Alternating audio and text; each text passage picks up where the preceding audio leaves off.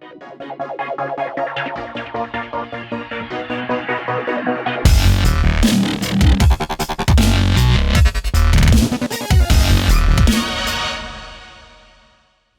this is MusicTechHelpGuy. Welcome to part 6 of my Alchemy synthesizer tutorial series in Logic Pro 10. In this episode, we are going to jump into using the Arpeggiator to create some really cool motion and pitch-based effects. Real quick, let me show you what I've been working with today. I have this sort of progressive metal track I'm working on here for a new Mayday Children album. It's not quite even close to being finished, but I've got guitar and some MIDI drums right now. And then I've got the like an Alchemy arpeggiated pattern going over it. So let me just play a little bit of this just so I can show you first what the arpeggiator can do for you.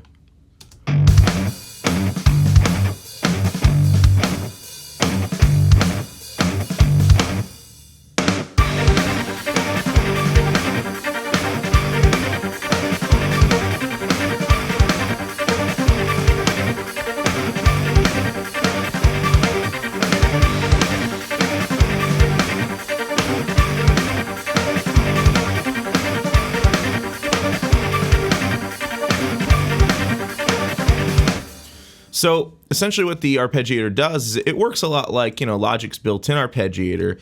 The advantage to not using this, not using Logic's arpeggiator is that in Alchemy, you can actually arpeggiate your sources individually. So if you want like each source to have a different arpeggiation pattern, or maybe you want one of them not to be arpeggiated, you can actually do that.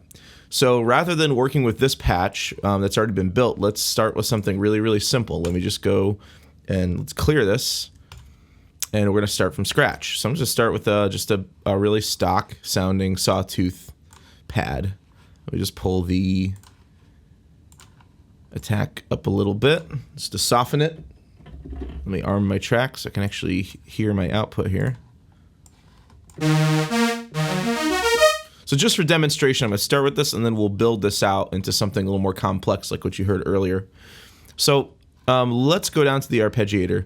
You just click on the ARP button over here, right below the Perform tab. And right now we're going to work in a mode where all 4 of the sources are actually arpeggiated. So let me add a few more in here. We'll say, I always like this big and dirty one. Let's see. Let's use something else. Yeah, we'll use that. I'm just pulling up the number of voices in unison to give a bit of a chorus effect. And let's use the drive edge. Yeah, let's use that. All right. So all together. Let's pull the volumes down on those just a touch. All right, so we got just a basic sound to work with.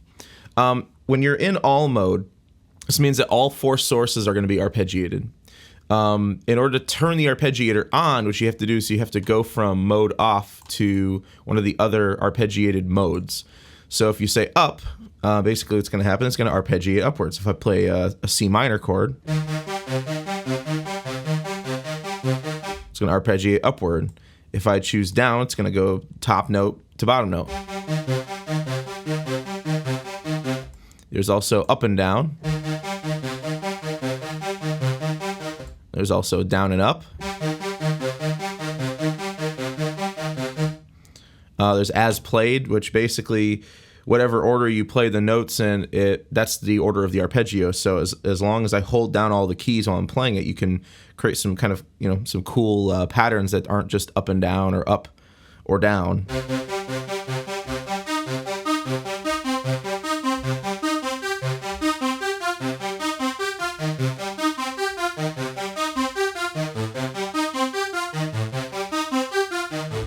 So just as you add a note, it adds another note to the arpeggio. Random just picks a random note.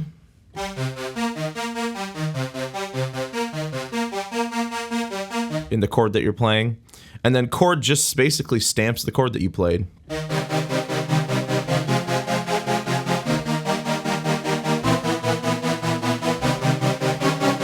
So just stamp, it just repeats all of the notes.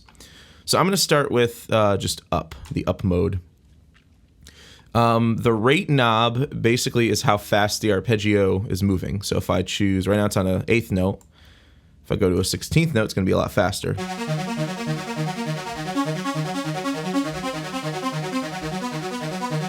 There's also dotted values in there. That's what the little asterisks are, the little dots. And the T's are triplet values if I want 8th note triplets.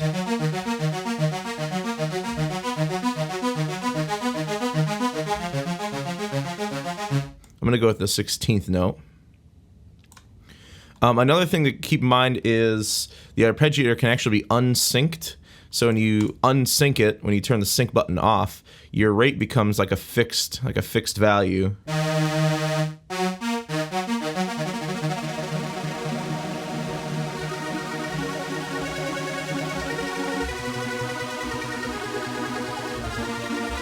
The cool thing about this is, like, if you pull the rate up really high, like I have it here, you can almost turn your instrument into sort of like a, it almost sounds like a tremolo effect, or like a sort of like a really fast strumming effect, almost like on a guitar.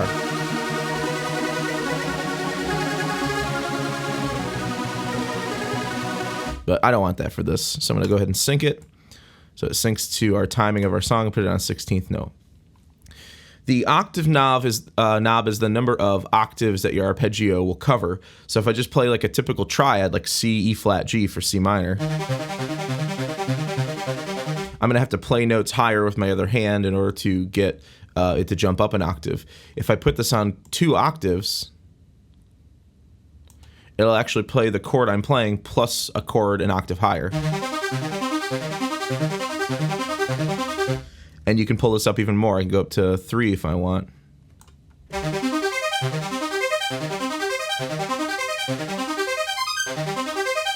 All the way up to 4. So I'm going to go with 2. Another thing you can do is you can adjust the length of each note in the arpeggio. This is different than the rate. The rate is how fast the arpeggiator moves. The length is the actual length of each note in the arpeggio. So do you want it to be like sort of more of a staccato feel if you pull the length down? Or do you want it to be more of like a legato feel? You pull it all the way up.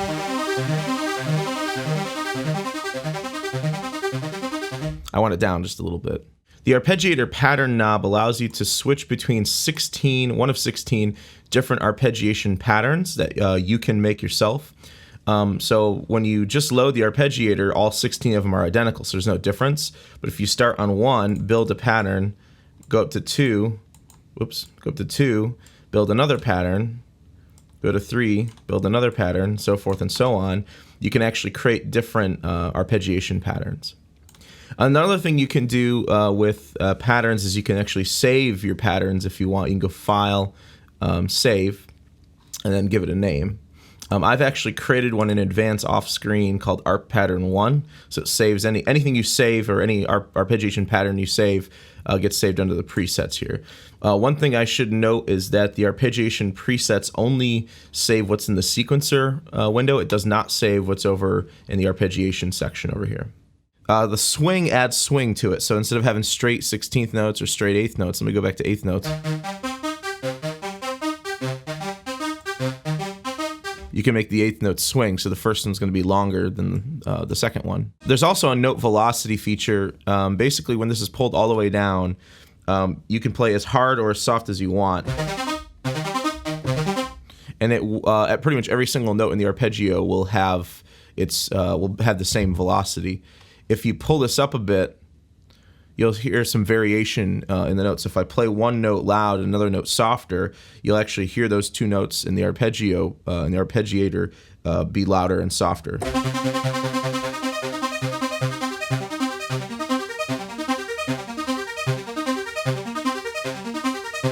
So the very first note I played was a lot louder because I hit it a lot harder, and the other ones I played a little softer. And as you pull this up, it'll make more and more out of that velocity control. I'm going to put it down, but not all the way down.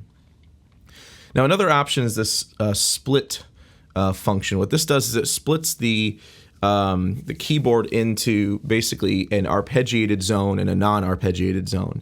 So when this is, and basically the upper part of your keyboard is going to be the non-arpeggiated zone. The lower half of your keyboard will be the arpeggiated zone.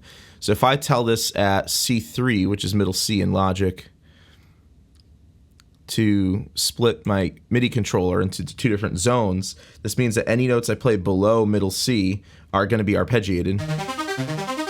And anything I play higher than middle C is not going to be arpeggiated.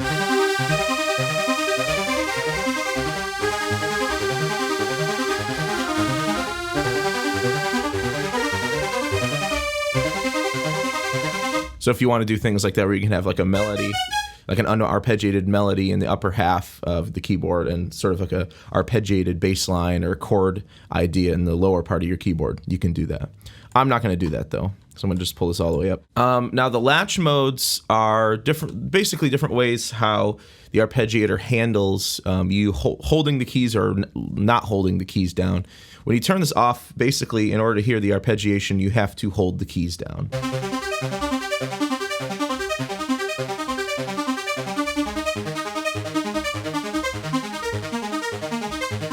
And as soon as I let go of the keys, it stops. You have hold mode, which basically, as you play a chord, it will hold the arpeggiation indefinitely until you switch to another chord. So let's try that. Let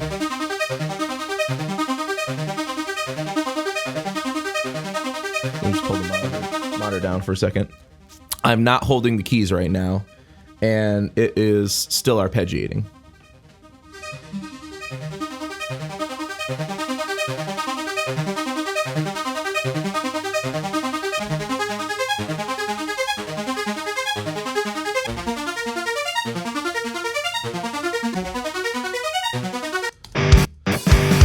The only weird thing about the hold mode is I don't know how to stop it. So if anyone knows how to stop it other than pressing spacebar, let me know.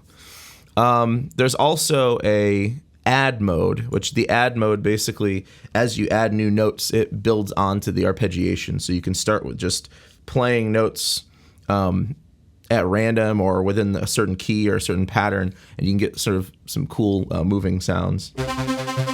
So start with C, and I'll just add some notes on top of this.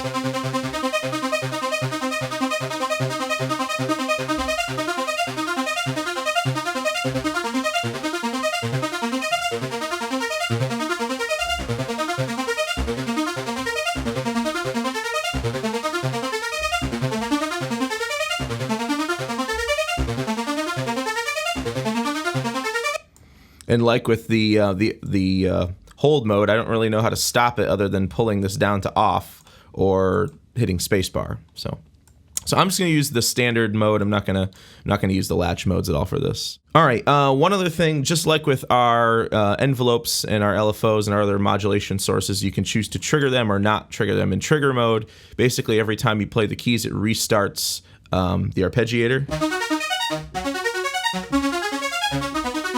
So you can see over here that the motion goes back to the beginning every single time I play a new key.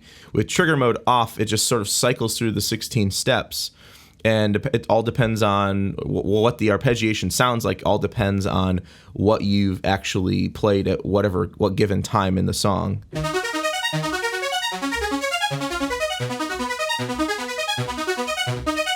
So me re-triggering a new chord doesn't restart the arpeggiator. I'm going to turn that trigger mode on for now. Now that we've got our pattern set up the way we want it, what we can do is we can start playing with the actual step sequencer over here. Now, you can limit or expand the number of steps you want in the sequence just by pulling right or left. So maybe I want 8 steps in my sequence. Let's go with 16. And then for each step in the arpeggiator, you can pull up or pull down the volume. So right now, every single note is going to be the same volume. So maybe I will play with this a bit and just randomize it a bit.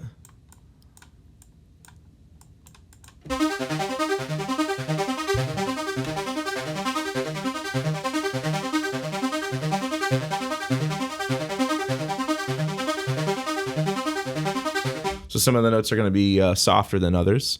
Another thing you can do is you can tie notes together. That's what this does.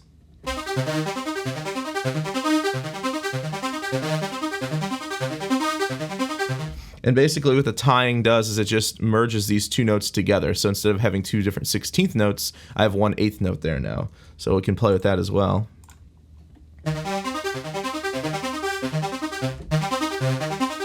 Put trigger mode back on.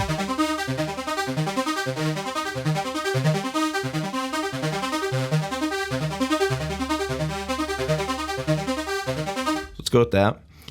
There's another mode for the edit mode called multi-view. Another view, I should say, for the edit window called multi-view. What this does is it lets you more easily sort of turn on and off steps rather than having to just pull their volume all the way down. So we can just turn off individual steps. We can also create ties here as well. But there's some other things we can do too. You can actually pull up the pan of each of the steps. So if I want it to sort of start in the center, you can put it center, but then maybe I want some of these steps to sort of deviate to the right and to the left a bit just to create some sort of left and right motion. So let's give that a shot.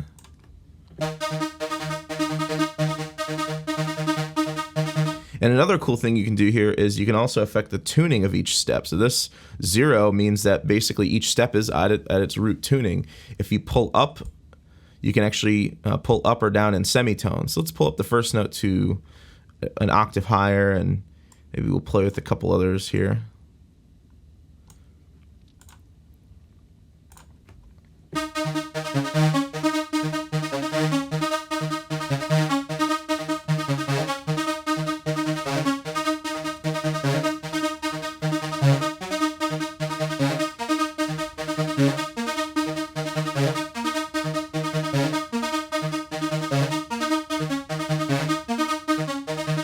See what that sounds like with the chord now.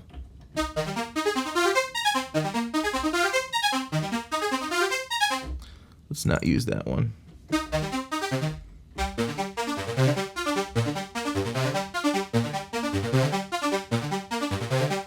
So that's kind of cool. You can also snap values just like you could up in the sequencer. So if you want your levels to snap to like 1/4 of the bar, you can do that. So at 1/4, it doesn't refer to a quarter note. It just refers to how are you dividing each bar or each step in the sequence. How are you dividing it up? Are you dividing it into fourths, sixths, whatever? It's just sort of a way to quantize the position of the bars, so you get some more standard values rather than just doing it freely. Now, another thing you can edit is instead of just editing the velocity here, you can actually edit the tuning, which we actually already did. We did it in the multi-view, but you can actually do it from out here as well. You can edit the pan, which we did as well.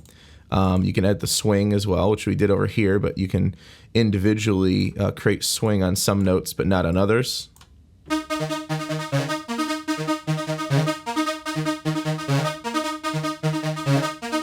I don't really want to do that because it sounds a little weird. And you can also adjust the length of notes. So if you want some notes to be shorter than others,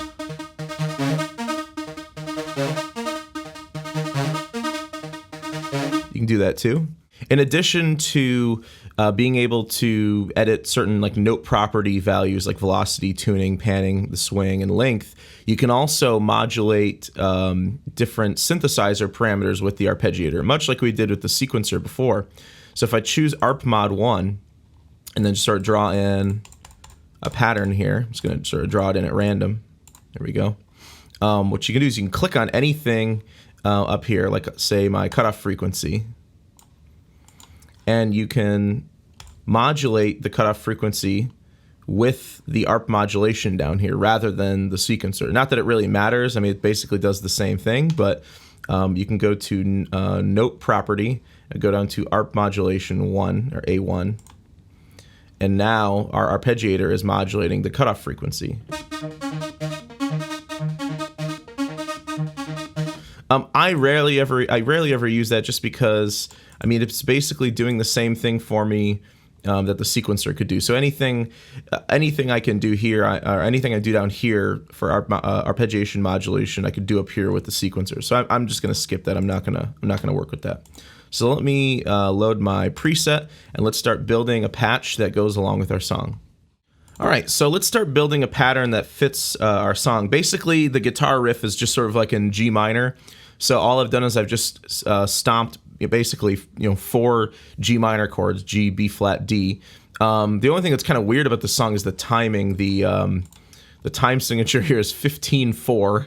So we have basically a 15 beat measure. So that's a little odd, but we'll see how it works.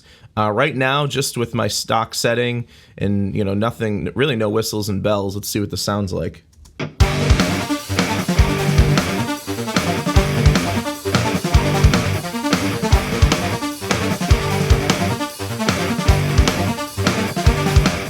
I kind of like the idea of a down mode rather than an up mode. So let's pull this to down.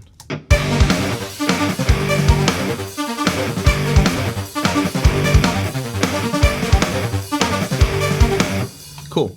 So let's just solo Alchemy out and let's focus on the synthesis now. Let's focus on getting this thing sounding good, adding some modulation to this.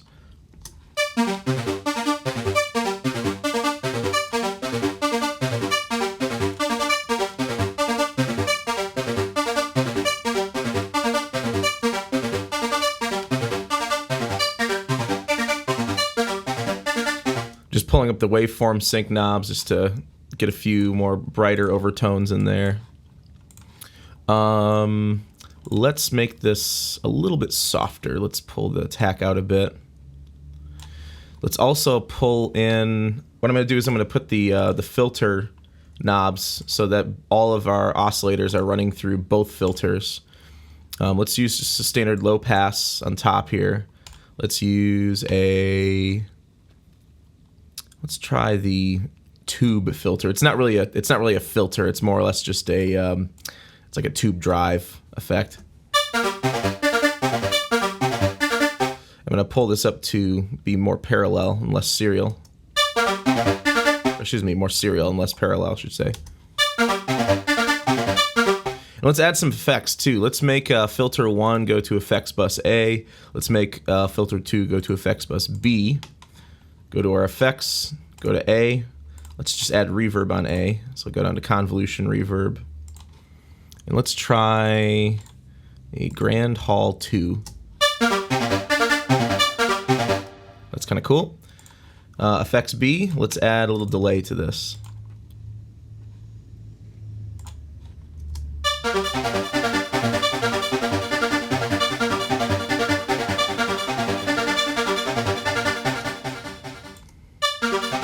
So I made the right channel a quarter note, the left channel an eighth note. I'm going to turn on the low pass filters for both of these and then just roll down the cutoff a bit just so it's not so, the echo isn't so bright. So sort of a softer delay effect. That's okay for the effects. Let's do some other things. Let's take, I tell you what, this is probably the perfect time to show this. Earlier I said that you can arpeggiate all of your sources up here, all 4 of them. That's when you click all, but you can actually individually arpeggiate each source. So here's what I'm going to do. I'm going to arpeggiate A and B, but I'm not going to arpeggiate C and D. I'm going to do something else to create motion with those. So let me just go to A. I'm going to load my preset. Go to B, load my preset. And I had down mode on both of these. Let's go down, down. This I was talking about before. When you choose a preset, it doesn't affect these controls over here. It only affects these controls over here. My rate was a 16th note, so let's make that a 16th for each. My octave was 1, so let's make it, or excuse me, 2. Octave is 2. So let's pull that up. My length is a little shorter on both of these. I know that for sure. No swing. I think the note velocity was down a little bit. Yeah, I'll pull that down a touch. And that should work. So let me just mute C and D. Let's hear what just A and B sound like arpeggiated. Cool. Let's pan those two. Just give them a little bit of space.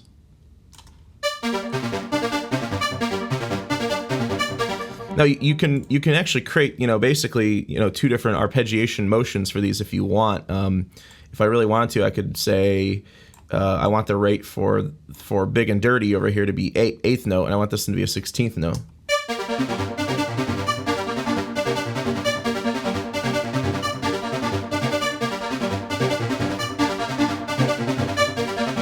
So let's do that. That kind of sounds kind of cool.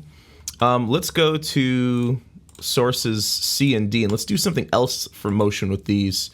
What I want to do with these is I want to turn on, let's see, for C, what's C sound like just by itself? Let me arm my track. So there's not really much there. It's very thin, very noisy. Let's turn on a low pass filter. Let's modulate that with the sequencer. Let's create like sort of like a cool rhythmic idea here.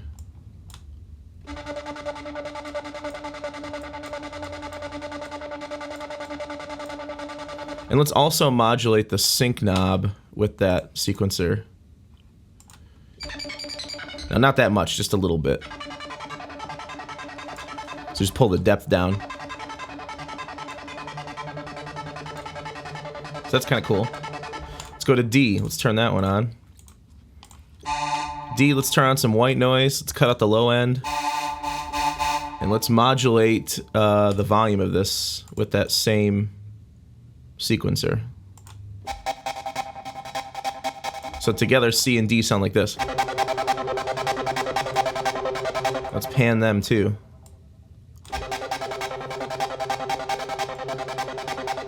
So I've got this underlying sort of rhythmic sequence plus my arpeggiator on top with A and B.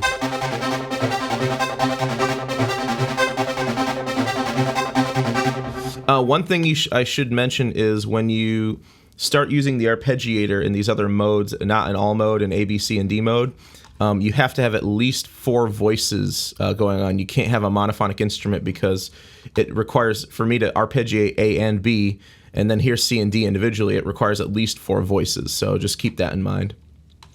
All right, that sounds pretty cool. Let's see what that sounds like with our track.